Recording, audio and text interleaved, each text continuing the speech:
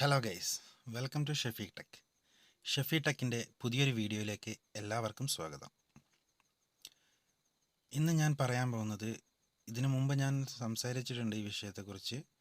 പക്ഷേ അതിനുശേഷവും ഒരുപാട് പേർ ഈ ഒരു ഇഷ്യൂ ആയിട്ട് എന്നെ കോണ്ടാക്റ്റ് ചെയ്യുകയുണ്ടായി. അതുകൊണ്ടാണ് ഇതിനെക്കുറിച്ചൊരു വ്യക്തമായ ഒരു വീഡിയോ ചെയ്യണമെന്ന് ഞാൻ വിചാരിച്ചു.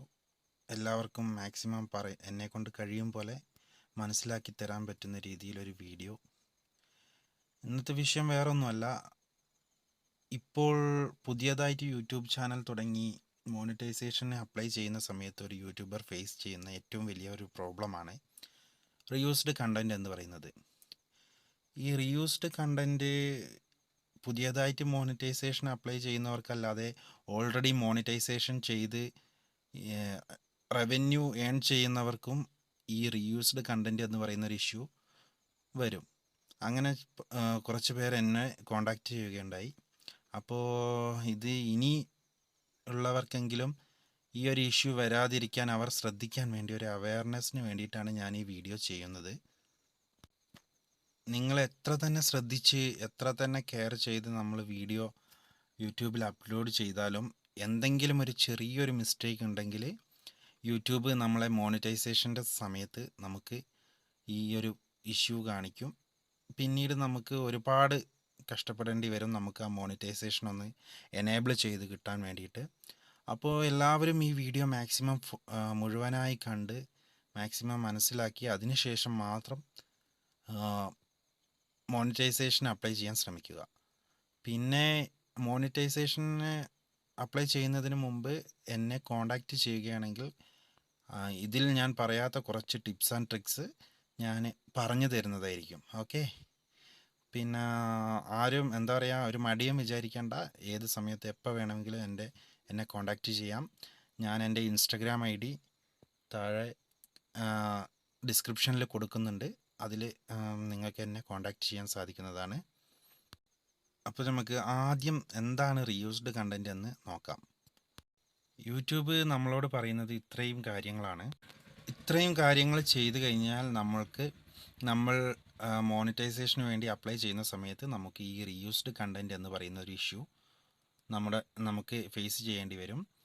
ഒന്നാമത്തത്, ഷോർട്ട് വീഡിയോസ് നമ്മൾ മറ്റുള്ള സൈറ്റുകളിൽ നിന്ന്, അഥവാ ഇൻസ്റ്റഗ്രാം, ടിക്ടോക്ക് തുടങ്ങിയ സോഷ്യൽ മീഡിയ സൈറ്റ്സിൽ നിന്ന് ഡൗൺലോഡ് ചെയ്ത് നമ്മളുടെ യൂട്യൂബ് ചാനലിൽ അപ്ലോഡ് ചെയ്ത് കഴിഞ്ഞാൽ നമുക്ക് ഈ ഒരു പ്രോബ്ലം ഫേസ് ചെയ്യേണ്ടി വരും. പിന്നെ നമ്മൾ എന്താ പറയുക, നമുക്ക് ഇഷ്ടപ്പെട്ട കുറേ സോങ്സ് നമ്മൾ ഡൗൺലോഡ് ചെയ്ത് നമ്മളുടെ ചാനലിൽ അപ്ലോഡ് ചെയ്ത് കഴിഞ്ഞാലും ഇനിയിപ്പോൾ അവർ നമുക്ക് അതിനുള്ള കോപ്പിറൈറ്റ്സ് അല്ലെങ്കിൽ നമുക്ക് പെർമിഷൻ തന്നിട്ടുണ്ടെങ്കിലും നമ്മൾ ആ ഒരു വീഡിയോ വെച്ച് നമ്മൾ ഈ യൂട്യൂബ് ചാനൽ മോണിറ്റൈസേഷൻ ചെയ്യാൻ ശ്രമിച്ചു കഴിഞ്ഞാൽ റീയൂസ്ഡ് കണ്ടൻറ് എന്ന് പറയുന്ന ഒരു ഇഷ്യൂ നമ്മൾ ഫേസ് ചെയ്യേണ്ടി വരും. പിന്നെ നമ്മൾ എന്താ പറയുക, നമുക്കിഷ്ടപ്പെട്ട ഷോസ്, TV ഷോസ്, ഒരുപാട് റിയാലിറ്റി ഷോസ് ഇപ്പോൾ നമ്മുടെ TV ചാനലുകളിൽ ഓൾറെഡി നടന്നുകൊണ്ടിരിക്കുന്നുണ്ടല്ലോ. അതിൻ്റെയൊക്കെ ക്ലിപ്സ് നമ്മൾ എടുത്തിട്ട് നമ്മളുടെ ചാനലിൽ അപ്ലോഡ് ചെയ്ത് കഴിഞ്ഞാൽ നമുക്ക് എന്താ പറയുക, മോണിറ്റൈസേഷൻ്റെ സമയത്ത് റീയൂസ്ഡ് കണ്ടൻറ് എന്ന ഇഷ്യൂ വരും. പിന്നെ നമുക്ക് എന്താണെന്ന് വെച്ച് കഴിഞ്ഞാൽ, നമ്മളെ ഓൾറെഡി യൂട്യൂബിൽ ഒരുപാട് തവണ ഒരുപാട് പേർ അപ്ലോഡ് ചെയ്ത വീഡിയോ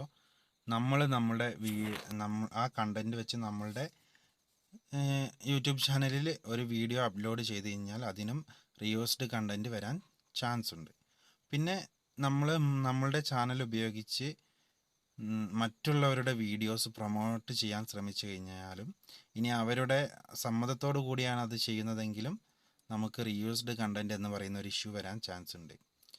ഈ പറഞ്ഞ കാര്യങ്ങളല്ലാതെ തന്നെ ഒരുപാട് കാരണങ്ങൾ കൊണ്ട് നമ്മളുടെ ചാനലിൽ റീയൂസ്ഡ് കണ്ടൻറ് എന്ന് പറയുന്ന ഒരു ഇഷ്യൂ വരാൻ സാധ്യതയുണ്ട്. അതിലൊന്നാണ് നമുക്കിഷ്ടപ്പെട്ട കുറേ ഫോട്ടോസ് എന്ന് പറഞ്ഞു കഴിഞ്ഞാൽ നമ്മൾ എന്താ പറയുക, ക്വാഡ്സ് എന്ന് പറയും. നമുക്ക് ഗൂഗിൾ ക്രോമിൽ പോയി കഴിഞ്ഞാൽ നമുക്ക് എന്താ പറയുക, ഗൂഗിളിൽ സെർച്ച് ചെയ്ത് കഴിഞ്ഞാൽ നമുക്ക് ഇഷ്ടപ്പെട്ട കുറേ മലയാളം കോഡ്സ് അല്ലെങ്കിൽ അങ്ങനെ കുറേ സംഭവങ്ങൾ നമുക്ക് ഡൗൺലോഡ് ചെയ്തെടുക്കാൻ സാധിക്കും. ആ ഡൗൺലോഡ് ചെയ്ത് ചെയ്ത ഇമേജസ്, അങ്ങനെ പറയാം സിമ്പിളായിട്ട്. ആ ഇമേജസ് വെച്ച് നമ്മൾ അതെല്ലാം കൂടി എഡിറ്റ് ചെയ്ത് അതിന് നമ്മൾ എന്തെന്നെ വോയിസ് ഓവറോ എന്ത് കൊടുത്തിട്ടാണെങ്കിലും നമ്മൾ ആ ഒരു അതൊരു വീഡിയോ ആക്കി നമ്മളുടെ ചാനലിൽ അപ്ലോഡ് ചെയ്ത് കഴിഞ്ഞാൽ നമ്മൾ മോണിറ്റൈസേഷൻ ചെയ്യുന്ന സമയത്ത് നമുക്ക് ഇങ്ങനെ ഒരു ഇഷ്യൂ ഫേസ് ചെയ്യേണ്ടി വരും. റീയൂസ്ഡ് കണ്ടൻറ് എന്ന് പറയുന്ന ഒരു ഇഷ്യൂ ഫേസ് ചെയ്യേണ്ടി വരും. അതുപോലെ തന്നെ നമ്മളുടെ തംബ്നെയിലിലും ഇതുപോലെ നമ്മൾ ഒരുപാട് പേര് യൂസ് ചെയ്ത് ഫോട്ടോസ് ഉപയോഗിച്ച് നമ്മൾ തംബ്നെയിൽ ഉണ്ടാക്കി കഴിഞ്ഞാലും നമുക്ക് ഈ ഒരു റീയൂസ്ഡ് കണ്ടൻറ് എന്ന് പറയുന്ന ഒരു ഇഷ്യൂ വരാൻ വളരെ ചാൻസ് കൂടുതലാണ്. പിന്നെയുള്ളൊരു പ്രശ്നമാണ്, നമ്മൾ ഒരു വീഡിയോ ഇടുന്നു, ആ വീഡിയോയ്ക്ക് ഒരു ടൈറ്റിൽ കൊടുക്കുന്നു. ഓക്കെ, ആ ഒരു ടൈറ്റിൽ മാത്രം കൊടുത്തുകൊണ്ട് നമ്മളുടെ വീഡിയോ നമ്മൾ അപ്ലോഡ് ചെയ്യുന്നു.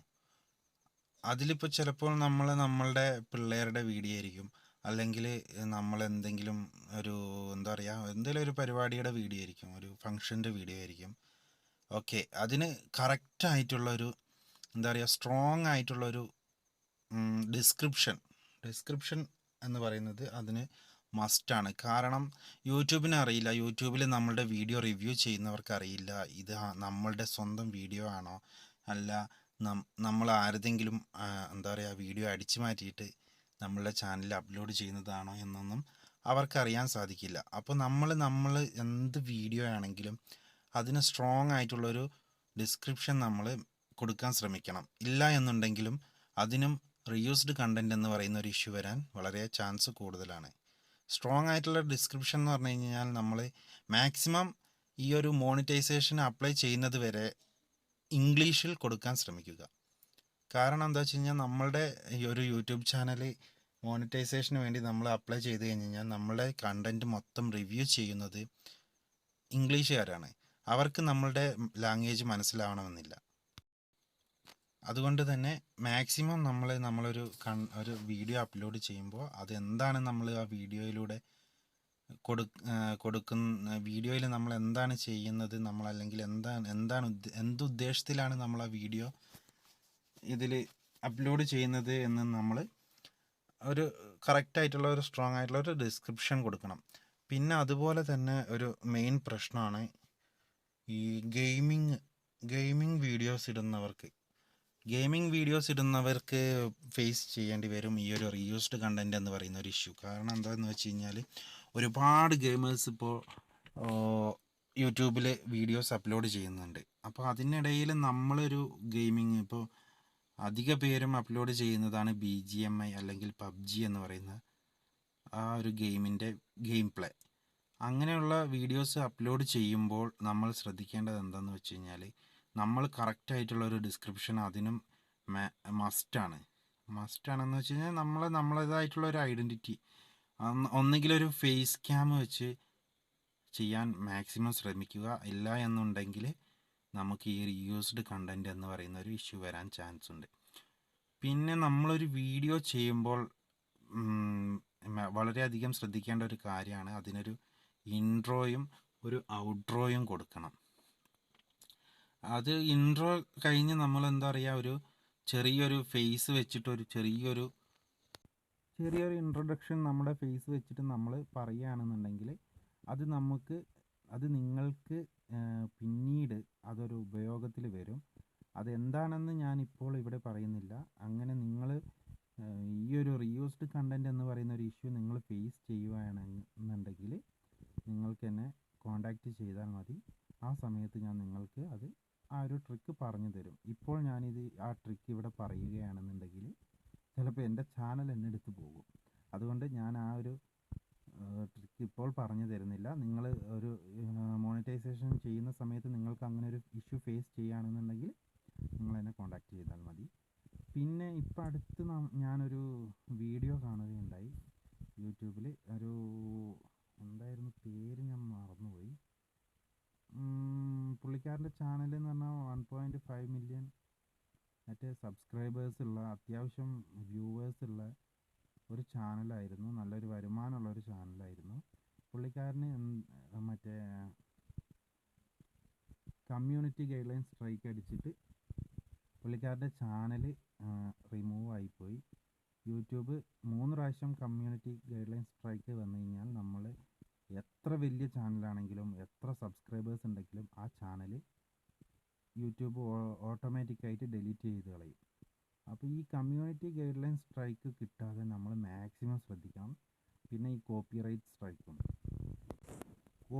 സ്ട്രൈക്ക് പിന്നെയും നമുക്ക് എങ്ങനെയെങ്കിലും നമുക്ക് മാറ്റിയെടുക്കാൻ പറ്റുമെങ്കിലും ഈ കമ്മ്യൂണിറ്റി ഗൈഡ് ലൈൻ സ്ട്രൈക്ക് എന്ന് പറയുന്നത് നമുക്ക് ഒരിക്കലും ചേഞ്ച് ചെയ്യാൻ പറ്റില്ല. അതുകൊണ്ട് മാക്സിമം ശ്രദ്ധിക്കണം ഒരു വീഡിയോ അപ്ലോഡ് ചെയ്യുന്നതിന് മുമ്പ് അതിൽ നമുക്ക് കമ്മ്യൂണിറ്റി ഗൈഡ് ലൈൻ സ്ട്രൈക്ക് കിട്ടാൻ എന്തെങ്കിലും ചാൻസ് ഉണ്ടോ എന്നുള്ളത്.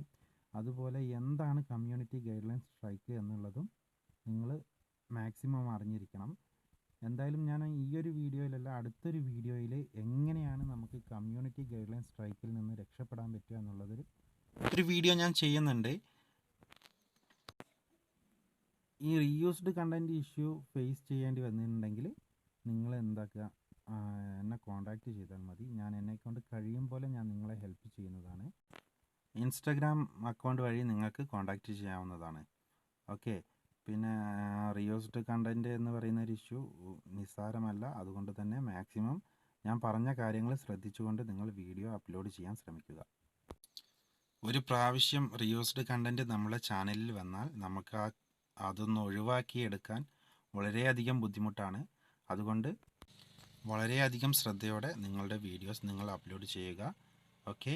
അപ്പോൾ ഇന്നത്തെ വീഡിയോ ഇത്രയേ ഉള്ളൂ. വീഡിയോ നിങ്ങൾക്ക് ഉപകാരപ്രദമാവുമെന്ന് പ്രതീക്ഷിക്കുന്നു. നിങ്ങളുടെ അഭിപ്രായങ്ങൾ കമൻറ്റുകളായി രേഖപ്പെടുത്തുക.